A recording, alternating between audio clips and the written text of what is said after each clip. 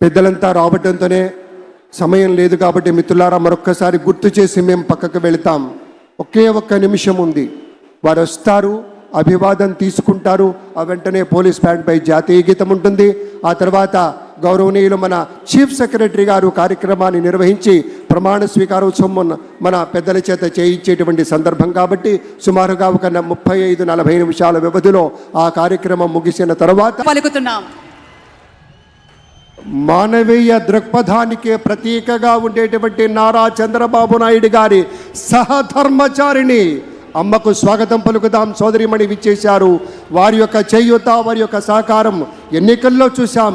నాటి రోజున అన్యాయంగా అక్రమంగా ఇబ్బందులు పెట్టిన రోజున ఆ తల్లి రాష్ట్రమంతా తిరిగి అందరి యొక్క శక్తిని నింపి అందరికీ కావలసినటువంటి ఉత్సాహాన్ని ఇచ్చింది.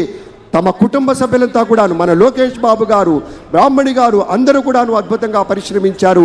ఇవాళ విజయం చవి చూస్తున్నటువంటి సందర్భంలో విచ్చేసినటువంటి సోదరీమణికి మా ఒక చక్కని ముత్తైదువుగా మా తల్లి వచ్చింది.